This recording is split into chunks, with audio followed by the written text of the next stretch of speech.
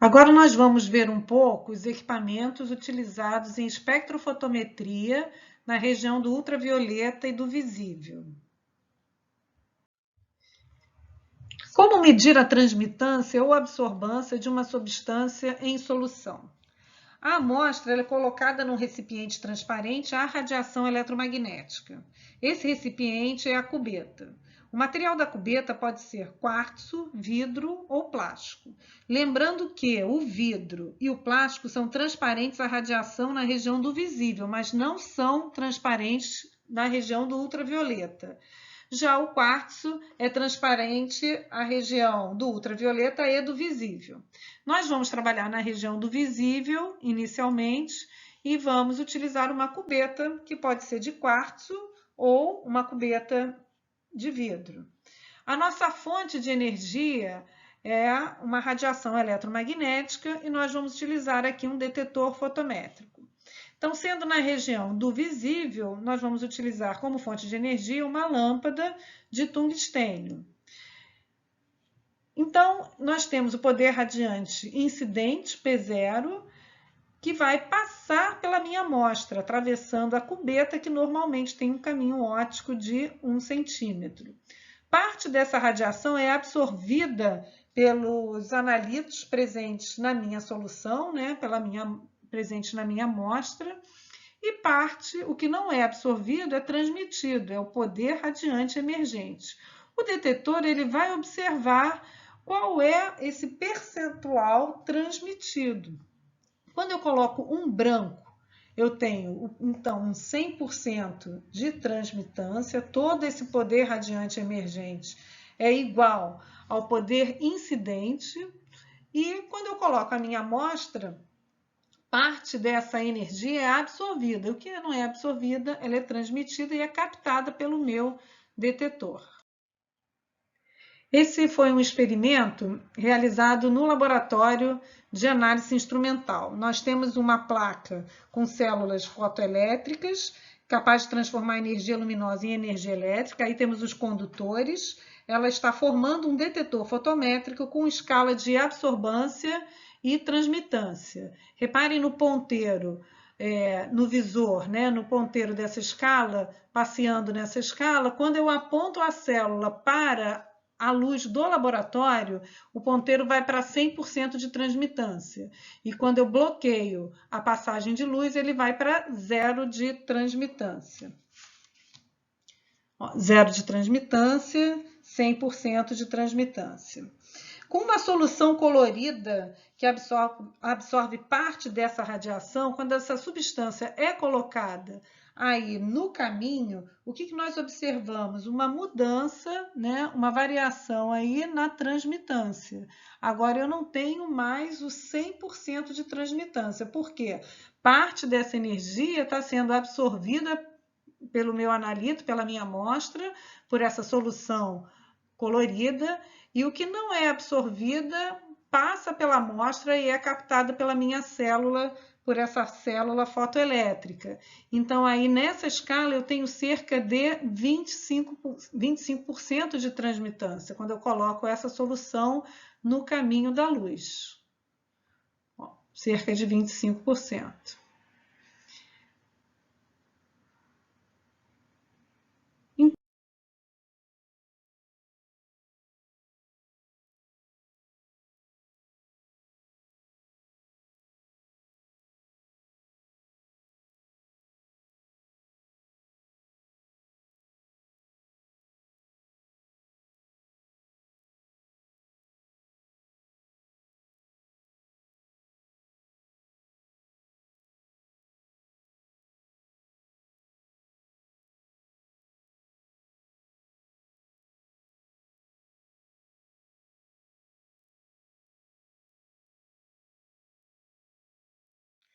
Agora nós vamos observar o espectro de emissão no visível de algumas lâmpadas de LED. O LED ele é um diodo emissor de luz. Não é uma luz monocromática, num único comprimento de onda, mas ela emite uma radiação em banda, mas em bandas estreitas, né, numa pequena faixa. Então, no primeiro exemplo, nós temos um LED azul que quando a gente observa a tela do computador, observando a emissão, ele está apontado aqui para uma fibra ótica ligada a um espectrofotômetro. Esse espectrofotômetro nós temos lá no laboratório também, esse foi um experimento feito lá no laboratório de análise instrumental. Nós observamos o quê? A composição dessa radiação, dessa lâmpada, dessa luz, que a maior parte, no primeiro exemplo, é azul, mas a gente observa bem também o componente verde presente nessa fonte. No segundo exemplo, a gente observa aí as bandas que são características dessa cor, dessa coloração, né, desse LED, que tem um tom assim um pouco violeta. Na realidade, ela é uma associação entre essas cores que estão na tela, a azul e a vermelha. No terceiro exemplo, um LED vermelho, que tem basicamente, realmente, a coloração vermelha, emitindo radiação no comprimento de onda característico do vermelho. E no terceiro exemplo, uma mistura, né? A gente observa que a fonte, a coloração da fonte, na realidade, é o quê? É uma associação de todos esses comprimentos de onda presentes aí separados na tela. Nesse quarto caso, o vermelho, o verde e o azul, em bandas estreitas que caracterizam aí essa coloração inicial da fonte. Mas quando eu tenho uma lâmpada de luz branca, por exemplo, uma lâmpada de tungstênio, que emite uma radiação contínua, esse material ele tem essa característica, quando levado à incandescência, ele emite radiação eletromagnética contínua, por isso ele é utilizado nos nossos equipamentos, nos espectrofotômetros. Eu tenho a emissão contínua, então eu posso observar a transmitância aqui num comprimento de onda de aproximadamente 380 até quase 800 nanômetros. Quando eu coloco uma amostra no meio do caminho com uma certa coloração, aí nesse caso uma coloração amarela, o que nós observamos no espectro de transmitância? Que parte dessa coloração foi absorvida.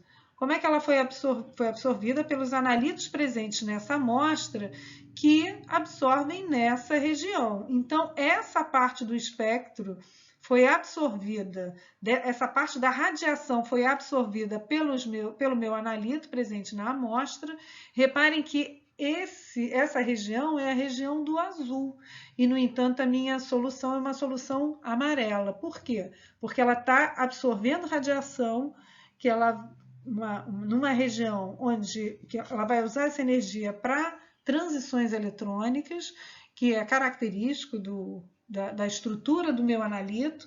O que ela não absorveu, ela deixou passar. O que ela deixou passar? Toda a região do espectro, com exceção dessa região aqui, inicial, que é a região do azul. Por isso, ela tem uma coloração amarela. Ela é amarela por quê? Porque ela é o resultado da radiação, né, de todo esse espectro daqui, contínuo, menos a parte que foi, né, do espectro que foi absorvido. Então, o que foi transmitido? Passa a ser transmitida toda a radiação, com exceção daquela radiação absorvida. Então, eu tenho aqui o meu espectro de transmitância desse analito. Aqui embaixo, nós temos uma solução de cor rosa, que é uma solução, por exemplo, de permanganato, bem característica do permanganato.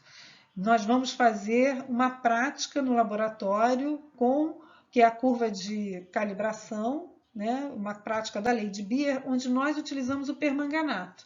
Então, como essa amostra está submetida a uma radiação de coloração, uma radiação branca de um espectro, digamos assim, um espectro contínuo, parte dessa radiação é absorvida pela minha amostra. O que não é absorvida é transmitida. O que foi transmitido? Todo o meu espectro contínuo, com exceção dessa região, que é a região onde o meu analito absorveu energia luminosa. Então, esse espectro de transmitância é o quê?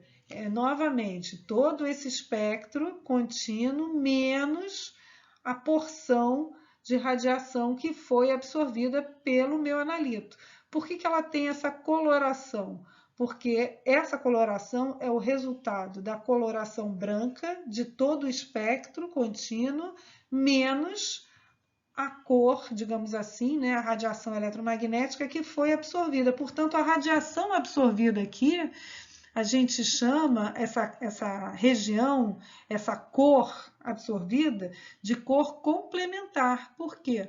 Porque ela seria a cor que vai completar esse espectro aqui para um espectro contínuo.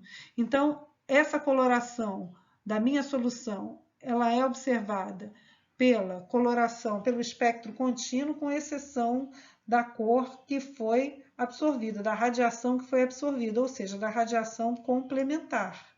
Novamente, agora a gente observa uma coloração azulada, uma amostra de cor azul. O que eu tenho? Um espectro, lembrando que a gente está olhando aqui o espectro de transmitância. O espectro de transmitância vai ser o quê? Vai ser todo aquele meu espectro contínuo, com exceção da porção que foi absorvida. O que é absorvida? É absorvida uma região que é uma região de cor que a gente chama de complementar, que seria a cor que ia completar esse espectro contínuo. Se a minha solução ela tem a coloração azul, significa que ela está absorvendo, ela absorve vários comprimentos de onda, né? A gente pode ver que eu tenho aqui uma banda. Essa solução ela está absorvendo uma região que está faltando aqui no meu espectro de transmitância. Então, o contrário, digamos assim, né, entre aspas, do espectro de transmitância seria o espectro de absorvância. Na verdade, o equipamento ele faz essa transição, essa conversão da transmitância. Agora, vamos observar o espectro de absorbância daquela solução colorida do slide anterior. Então, na solução azul, pode ser uma solução de fosfato, por exemplo, o espectro de absorbância ele está aqui como um espectro de banda. Ou seja, ele é muito semelhante com aquela porção que estava faltando no espectro de transmitância para a solução azul. Por que ele é de banda? Porque o meu analito ele sofre várias transições eletrônicas em comprimentos de onda e para isso ele utiliza diferentes comprimentos de onda, são vários elétrons nessa estrutura sofrendo a transição eletrônica, participando da transição eletrônica, sendo o lambda máximo aqui o ponto de ápice do meu espectro. O próprio equipamento ele vai fazer essa conversão de transmitância para absorbância e nós trabalhamos diretamente com a absorvância porque ela é, de acordo com a lei de Beer, ela é proporcional à concentração. Agora, observando o espectro de absorbância do permanganato, né, dessa solução de coloração rosa que nós vimos no slide no anterior, o espectro de emissão, nós observamos lá naquele espectro de emissão uma região que estava faltando no espectro, né? Que é a região referente à energia que foi absorvida. E agora, aqui no espectro de absorvância, a gente observa essa região. É um espectro de banda, porque acontecem transições eletrônicas em vários comprimentos de onda, né? São vários elétrons em posicionamentos energéticos diferentes e transições diferentes, por isso a gente tem um espectro de banda. E essa coloração característica dessa solução do permanganato é o agrupamento dessas cores, né? dessa radiação eletromagnética nesse intervalo, né? Desse espectro. Então, o que nós podemos observar, concluir com relação à cor das soluções? Nós temos a cor absorvida e a cor transmitida. Quando eu falo em cor, na realidade, a gente está falando na radiação eletromagnética, no comprimento de onda, onde nós enxergamos a cor. Então, a cor que é absorvida é a cor necessária, é a energia eletromagnética que vai promover as transições eletrônicas no meu analito, né, nos subníveis eletrônicos do meu analito, e a cor transmitida, na realidade, é a cor que deixou passar. né, que o analito não absorveu. O que ele absorveu? Se o que ele absorveu foi uma cor na região, foi uma radiação nessa região 420, 440, 440, 470, uma coloração violeta, azul, ele deixou passar a coloração amarela. Então, essa cor complementar, né, se a gente unir as cores, a gente vai observar lá o 100% de transmitância. Então, a cor absorvida é a cor que o analito ele vai precisar para sofrer, para realizar as transições eletrônicas, e a cor transmitida é a cor do objeto, é a cor complementar, é a cor que nós estamos enxergando, é a cor, é a radiação eletromagnética que não foi absorvida pelo meu analito. E a gente pode observar aqui no disco as cores complementares, né? Que seriam as cores, a relação entre cor absorvida e cor complementar. São as complementares opostas no disco e aqui as cores análogas, por exemplo. Agora nós vamos olhar para os nossos equipamentos, os fotômetros e os espectrofotômetros. E vamos começar pelo fotômetro, porque é um equipamento mais simples. Então, eu tenho uma fonte de radiação eletromagnética direcionada para um detetor fotométrico associado a um registrador. A minha amostra ela vai entrar nesse caminho entre a fonte e o detetor. Antes de fazer a determinação da minha amostra, nós vamos zerar o equipamento. De que forma? Colocando inicialmente uma cubeta preta e ajustar o equipamento para o zero de transmitância. Então, nesse momento, o meu detetor ele não está recebendo radiação eletromagnética.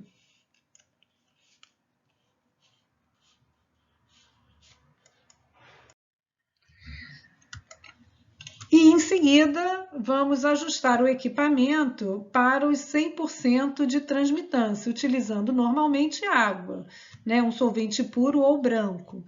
Então, essa água é colocada numa cubeta, a cubeta ela é transparente, a fonte de radiação eletromagnética, e eu ajusto o equipamento para o 100% de transmitância.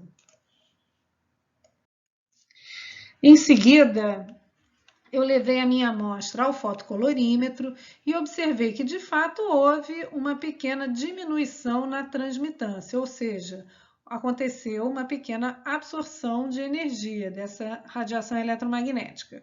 Mas como eu posso fazer para aumentar a sensibilidade dessa minha análise? Uma opção é utilizar filtros. O fotocolorímetro de filtro, ele possui os filtros coloridos que nós podemos utilizar para selecionar uma faixa de comprimento de onda. E aí a gente pode trabalhar com um comprimento de onda mais direcionado para as amostras, para as análises que a gente quer determinar, que a gente quer realizar. Nesse caso, eu estou colocando aqui agora um filtro vermelho e eu preciso novamente zerar o meu equipamento. Então, novamente com uma cubeta contendo água, eu vou ajustar o equipamento para o 100% de transmitância. E agora vou levar a minha amostra para o fotocolorímetro nas mesmas condições, com o filtro vermelho. E eu observei que não houve mudança na transmitância. Por quê? Porque esse filtro ele é da mesma coloração da minha amostra. Então, para eu ter uma maior absorbância ou uma menor transmitância, eu preciso de um filtro que seja complementar à coloração do meu analito. E com uma coloração amarela, será que o meu analito absorve alguma faixa nessa região? Novamente, coloco branco para zerar, né, para obter o zero de absorbância ou 100% de transmitância, e em seguida vou colocar a minha amostra.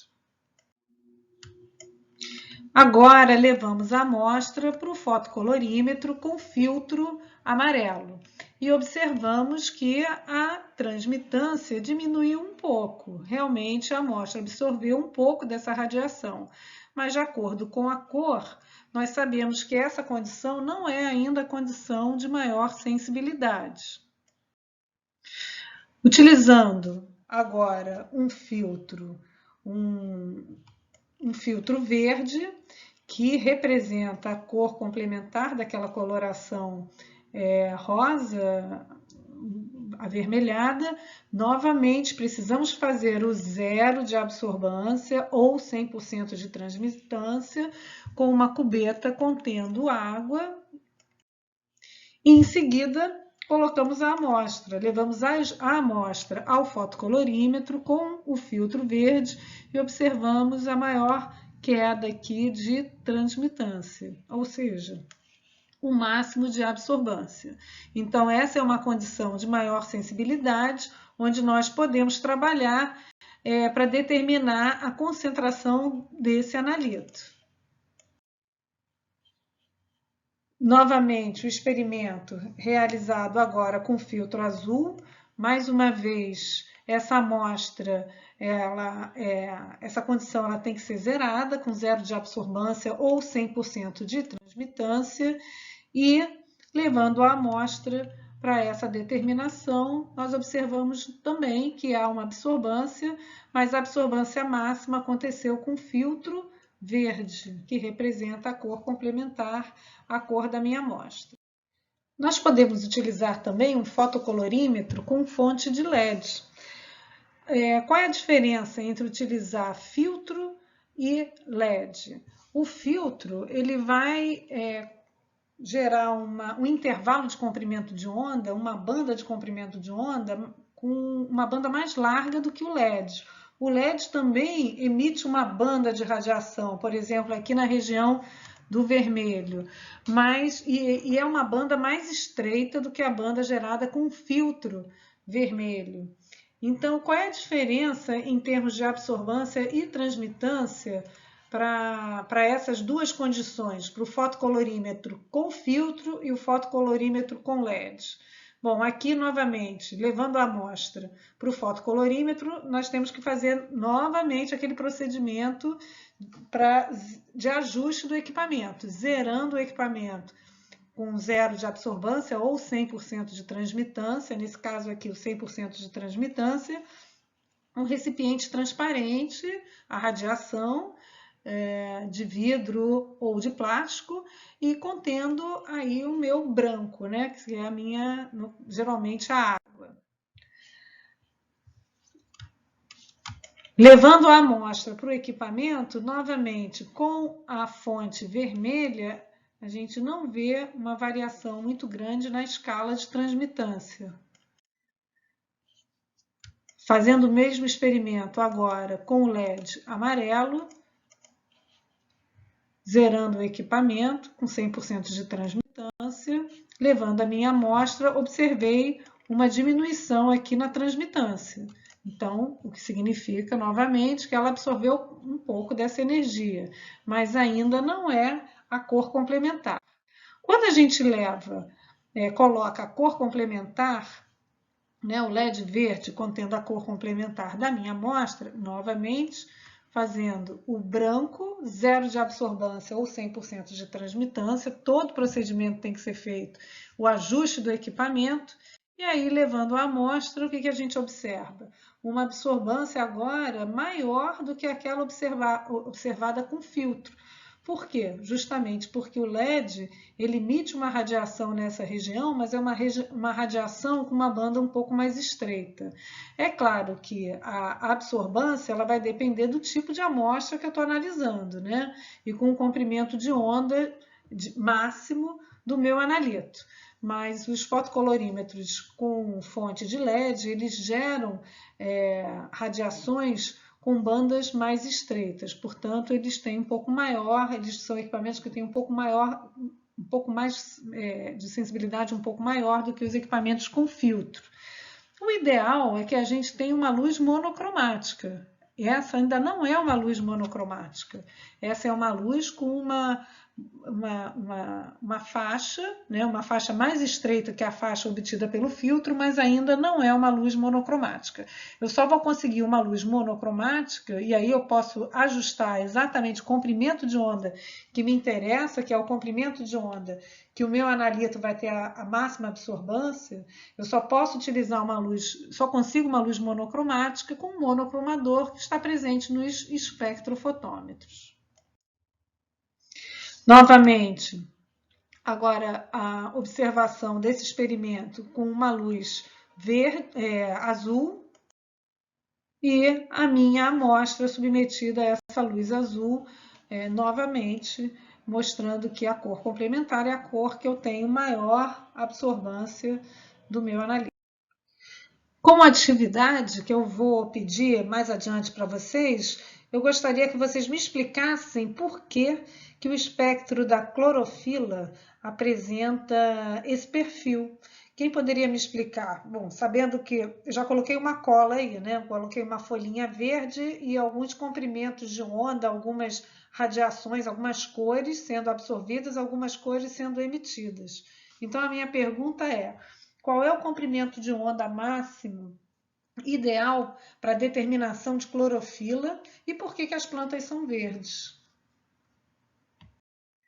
Bom, então como é que nós vamos utilizar a transmitância e a absorbância para a determinação da concentração do nosso analito na nossa solução, na nossa amostra? Bom, já sabemos que precisamos de uma cor, de uma radiação eletromagnética que seja complementar. Então, utilizando um espectrofotômetro, eu posso selecionar uma luz monocromática e certamente eu vou selecionar uma luz monocromática com um comprimento de onda onde a minha absorbância seja máxima, portanto, uma radiação cuja cor seja complementar à cor do meu analito. Nós já vimos que nós temos processos de perda da radiação por dispersão, refração e reflexão. Então, para a determinação da concentração, nós utilizamos sempre a mesma cubeta. Esse é o ideal, utilizar sempre a mesma cubeta nessas determinações. Temos o poder radiante inicial P0 e o poder radiante emergente P, e através dessa relação P-P0, o equipamento, na realidade, ele calcula a transmitância e a conversão de transmitância para absorbância. Então, para zerar o meu equipamento, né, com 100% de transmitância ou 0 de absorbância, eu preciso de água ou solvente puro, e aí o equipamento vai adquirir essa potência P0. Em seguida, eu coloco a minha amostra, ele vai adquirir o poder radiante após passar pela minha amostra, e ele vai fazer o cálculo da transmitância e da absorbância. Sendo a transmitância, né, o P0, 100%, a transmitância é uma relação entre esse P, esse poder radiante após ultrapassar a minha amostra, atravessar a minha amostra, e o P0. E a transmitância numa escala de 0 a 100% ou de 0 a 1. A absorbância ou absorvância, nós já vimos também, ela é calculada com um menos log da transmitância ou logaritmo do inverso da transmitância. Então, é possível converter transmitância em absorvância numa escala logarítmica, e nós utilizamos a absorvância porque ela, de acordo com a lei de Beer, ela é diretamente proporcional à concentração. Pode ser usada também essa equação que se utiliza direto a transmitância percentual. E outra forma de se converter, né, a transmitância em absorbância, lembrando, a transmitância é 10 elevado a menos A, né, a absorbância. Nós temos aqui um diagrama simples de um espectrofotômetro. Então, o espectrofotômetro é um equipamento que possui aqui um monocromador que vai selecionar o comprimento de onda ideal, adequado para a minha análise. Ele é composto de uma fonte de radiação eletromagnética, na região do visível com uma lâmpada de tungstênio, na região do ultravioleta uma lâmpada de deutério. Nesse caso, eu tenho uma lente que está direcionando essa radiação para o prisma, que vai selecionar, vai ser o responsável pela seleção do comprimento de onda ideal. O comprimento de onda ideal, ele é selecionado por um prisma ou uma rede de difração. É fácil imaginar uma rede de difração quando a gente pensa num CD.